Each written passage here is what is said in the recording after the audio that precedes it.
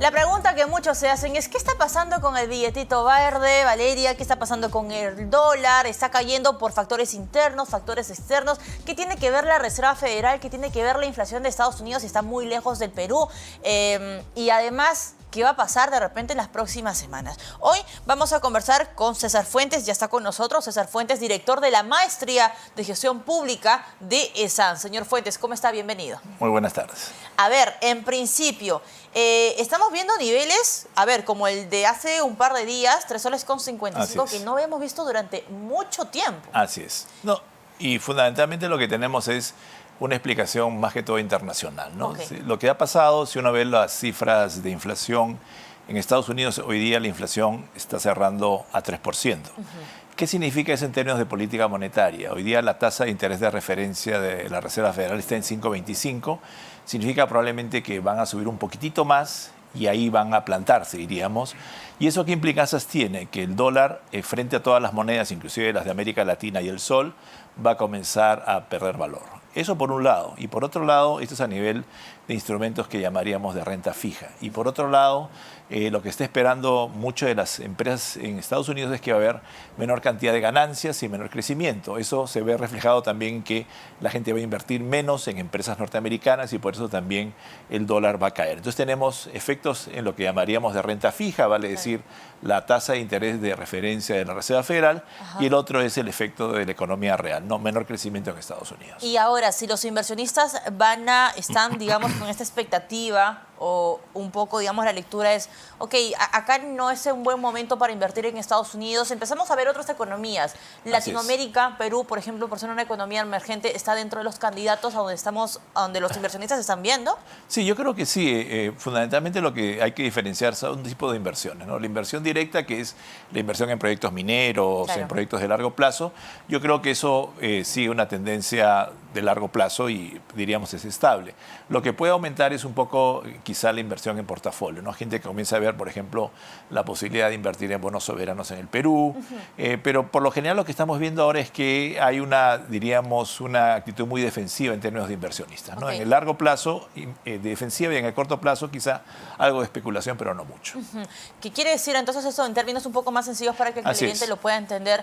No es que los inversionistas estén llegando al país, al Perú, para expandir negocios, sino es un tema más de protección. Así es. Lo que estamos viendo en el caso de la relación dólar o sol-dólar es una política que llamaríamos defensiva. Es decir, lo que están haciendo los inversionistas es hoy día, hay una oportunidad interesante en el Perú, quizá me conviene invertir un poquitito más, pero no estamos viendo ni en Perú ni en América Latina una entrada masiva de capitales. Lo que está pasando simplemente es que el dólar, al desinflarse, están hoy día, diríamos, en especulación en muchas partes del mundo, y una de ellas es América Latina, para tratar de ganar algo, ya sea en renta fija, vale decir en bonos o instrumentos de renta fija, o en lo que llamaríamos, ¿no es cierto?, equity o acciones. Ahora, eso que vamos a ver el día de mañana, porque es una pregunta, digamos, coyuntural, que es necesario que usted nos lo responda, señor Fuentes. La toma, por ejemplo, de Lima, estas movilizaciones, ¿podrían modificar de algún modo el comportamiento del billetito verde o no? Yo creo que no, porque esto generalmente cuando uno ve estas cosas ya está ecuacionado el riesgo político. La gente que invierte en el Perú sabe que hay un riesgo político grande.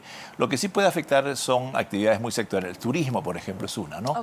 Pero el turismo no es un gran generador de divisas ahora, es más generador de empleo, especialmente en la zona sur peruana. No como la minería. No es como la minería, efectivamente. Y la minería se rige con otra lógica, ¿no? Una lógica de mucho más largo plazo, y viendo temas, por ejemplo, de costos, por ejemplo, del mineral con respecto a la cotización. Y ahí sí, efectivamente, Perú tiene una gran ventaja porque tiene los costos de producción más bajos de la región junto con Chile.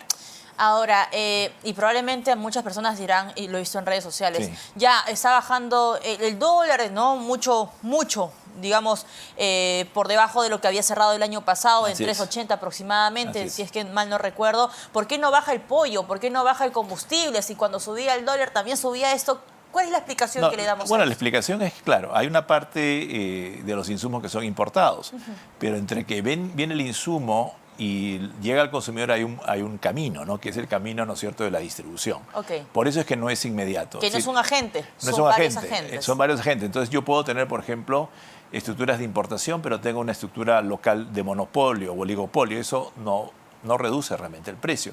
Pero en mecanismos donde yo tenga mucha competencia, evidentemente la caída puede ser más rápida, ¿no? Ahora, y quiero aterrizar esto del dólar muy al llano, señor Así Fuentes, al peruano de a pie, a la peruana de a pie. Así es.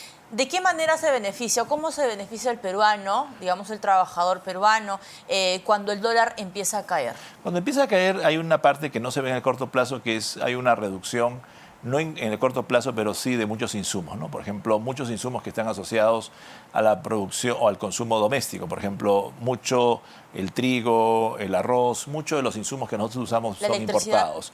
La electricidad no tanto, ¿no? Porque nosotros tenemos una gran parte es hidroeléctrica y una parte, ¿no es cierto?, viene de gas. Pero fundamentalmente estamos hablando de alimentos, ¿no? Que alimentos es el 38%, 38% de lo que consume el limeño promedio son alimentos, tanto fuera y dentro del hogar. Eso es lo que realmente puede afectarse en el mediano plazo y eso sí beneficia al consumidor y al ciudadano de a pie. Y las importaciones también, entiendo. Exacto, las importaciones comienzan a bajar de precio y eso va a impactar, por ejemplo, el menor precio de petróleo, el menor precio de pollo, el menor precio, ¿no es cierto?, del arroz, que nosotros importamos una buena parte.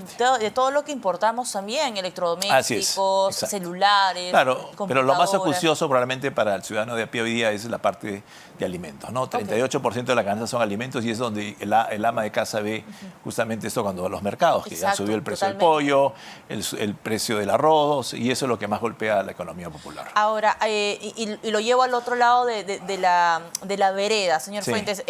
¿Cómo perjudica esto o a quiénes perjudica que el dólar esté cayendo? Bueno, primero perjudica a los que han prestado en dólares, ¿no? Lo que sucede es que ahora, si uno ve, por ejemplo, quiénes han tomado o quiénes prestan en dólares, bueno, lógicamente el sector financiero presta en dólares, pero si uno ve el detalle, casi todos los préstamos se han inmunizado frente al dólar. Si uno ve con detalle, por ejemplo, lo que llamaríamos préstamos vehiculares en soles, gran parte del hipotecario está en soles, todo el crédito de consumo hoy día está en soles, entonces realmente hay nichos realmente que se pueden beneficiar con esto, con esta mejora del sol con respecto al dólar, que son aquellos que tienen deuda en dólares, que es un sector de mediana y gran empresa. Clarísimo. Señor Fuentes, muchísimas gracias por acompañarnos esta tarde. Es importante el análisis que usted también da para que el público pueda entender a qué se deben los factores que están implicando el comportamiento del billete verde y a quienes beneficia y a quienes perjudica. César Fuentes, director de la Maestría en Gestión Pública de ESAN. Señores, hasta aquí Economía para Todos. Un gusto acompañarlos esta tarde. Valeria Fuertes estuvo con ustedes, pero se queda con la programación de RPP Televisión. Chau, chau.